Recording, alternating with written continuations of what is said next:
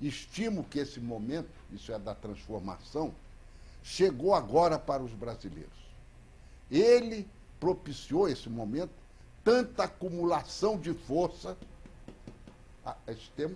Nós ouvimos aqui, acumulação de força, elaborou tanta exigência de transformação que finalmente a hora madurou.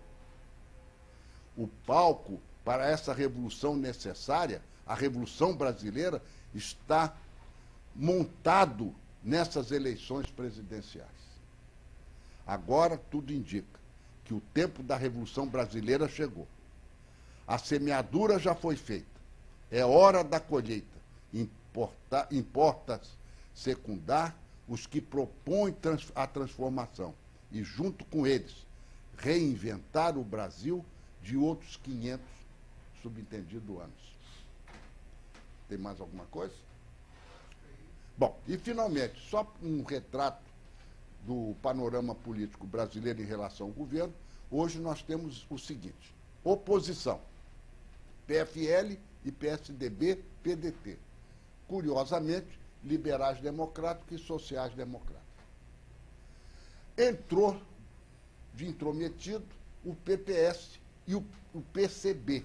O PPS gramicista e o PCB leninista, em oposição. Sendo que o PPS até está entrando aqui, seduzindo os dois partidos de oposição. E, por aspectos ideológicos, o PSDB é muito sensível a essa aproximação. Até porque o PPS chega. Meus amigos, eu sou o Partido Popular Socialista. Há uma semelhança e coisa. Isso é sedutor. Os trotskistas estão contra. Radicalmente contra, porque trotskista até contra eles mesmos. PSTU, PCO e o PSOL estão contra. E a base do governo, hoje, está mais ou menos, evidentemente, peneirando muito, só para ficar com as siglas principais. A base do governo é o PCdoB e o PSB, curiosamente, um leninista e um gramicista. O PMDB, que não tem nenhum viés ideológico, ele é PMDB. E o PTB, esses aqui são os liberais malcriados. PTB, PL e PP. Malcriados no sentido literal da palavra, porque eles se deixaram corromper pelo mensalão e pelas vantagens da base do governo, que deve ser boas para diabo. Empréstimos, juros facilitados, acesso, cargos no governo, uma porção de coisas que é muito interessante para quem quer fazer carreira. Então, eu acho que eu termino aí? Termino. Então, senhores, eu quis fazer uma fotografia, embora os senhores podem identificar em mim uma idiosincrasia, mas eu tento controlar a minha idiosincrasia, mas ela aflora com muita facilidade, mas eu tentei ser tão neutro quanto possível, e apenas relatar fatos, não tentar emitir opinião, salvo o vazamento do suor da minha idiosincrasia. Eu gostaria, então, se quiserem debater o assunto, eu me ponho à disposição.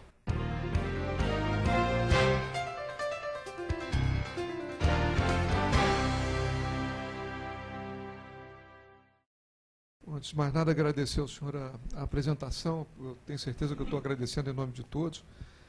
E, aliás, nós nem demos uma salva de palmas para o general, né?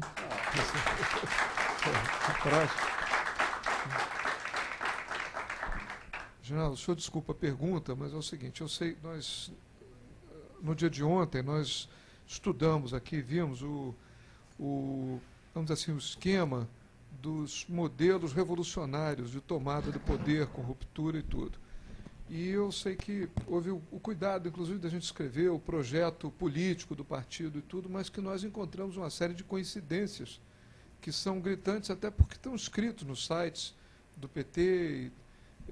Nessa relação aí existe, então, uma evidência grande, ou, quer dizer, a evidência das coisas que estão acontecendo, mas que às vezes por falta de clareza nós não conseguimos ver. Era isso que eu queria que o senhor fizesse um comentário. O Partido dos Trabalhadores é de uma linha socialista que eu classifiquei como heterodoxa. Ela não é marxista-leninista.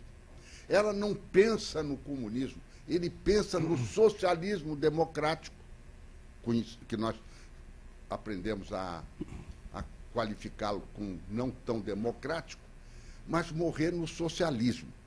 O socialismo que, para o partido, hoje eles não falam muito nisso, não, mas num passado mais ou menos recente, o socialismo que teria o nome de governo dos trabalhadores. O socialismo de Brizola que teria o nome de república sindicalista. Mais ou menos por aí.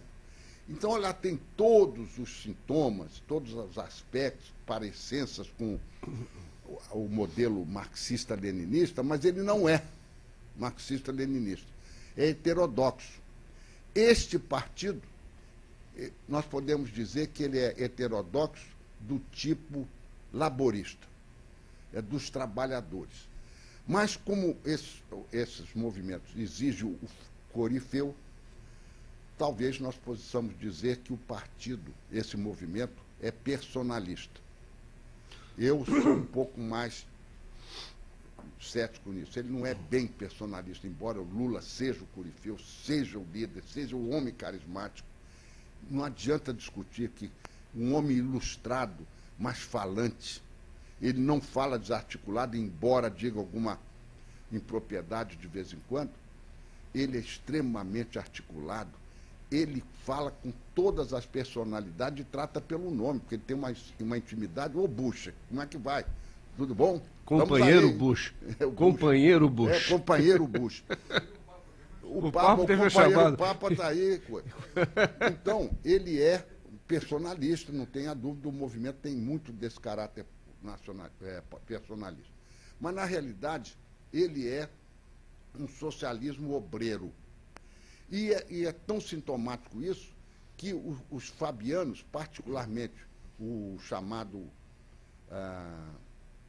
não é conferência, é o diálogo interamericano, que todo mundo acha que é do Império, não é do Império coisa nenhuma, é fabiano. Tanto que o diálogo tentou seduzir o Lula, porque é o trabalhismo inglês. Seria algo como o trabalhismo inglês. E o Lula não participou da fundação do diálogo em 1982, mas FHC sim. Lula não participou sim da grande conferência de 1992, ele foi e levou o Lula. Lula falou simpático, assinou os papéis, mas não aderiu. Ele está na dele, é o Fórum de São Paulo. Então, a esquerda, ou o socialismo do PT, é heterodoxo.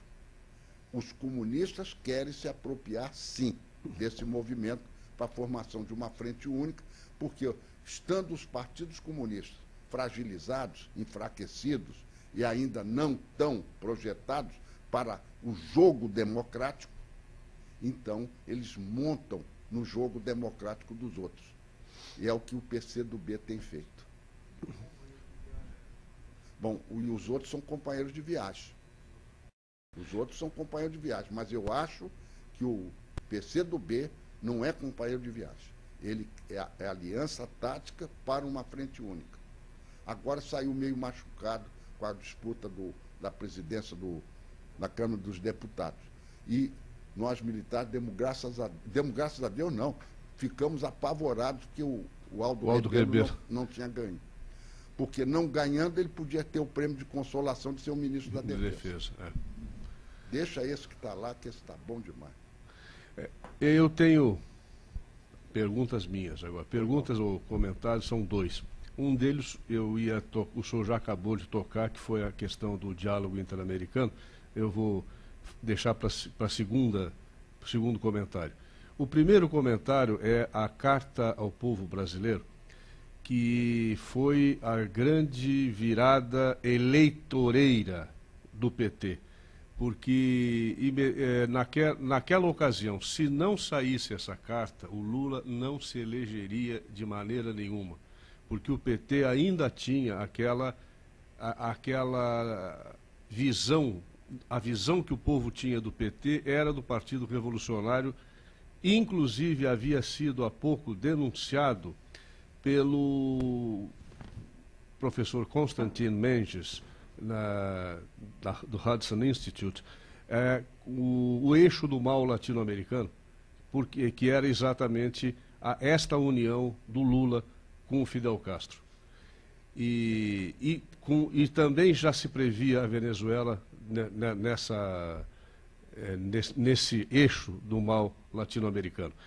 E isso foi denunciado aqui no Brasil, imodestamente, por Olavo de Carvalho e eu. Ao mesmo tempo, separadamente, tivemos o contato com esse Foro de São Paulo, e aí conversamos e tal, e vimos que, porque o Constantin Menges escreveu mais 2 ou 3 artigos, e isso causou um rebuliço a ponto de esses especialistas, como aquele que se aposentou, que parou de escrever para o Globo agora, antigo, o que fez o discurso que dizem que causou o AI-5, como é o... Isso. Marquito. Chegou a... Marcito, que chegou a escrever no Globo que isso era uma invenção de um jornalista de 5ª categoria num jornal de 20ª categoria, que é o Washington Times. O Washington Times é um jornal conservador de Washington, diferentemente do Washington Post, que é de esquerda, junto com o New York Times. Então, isso deu um rebuliço e parece que foi necessário fazer essa carta ao povo brasileiro. Bom, isso é uma observação. A outra, o senhor já começou a falar, eu ia falar exatamente nisso, porque o diálogo interamericano e o Foro de São Paulo, eles têm alguns objetivos em comum e outros objetivos não. Sabe-se que um deles é Fabiano, e para quem não sabe, o nome Fabiano, sabe de onde vem? De Caius Fabius Maximus, que era um general romano que desenvolveu a estratégia da guerra de atritos, nunca atacar de frente. Então, quem parece que sugeriu aos fundadores da Fabian Society esse nome foi George Bernard Shaw, que era Fabiano. E não tenho certeza se quem sugeriu foi ele ou o Herbert George Wells. Mas eles, então, o símbolo deles é a tartaruga.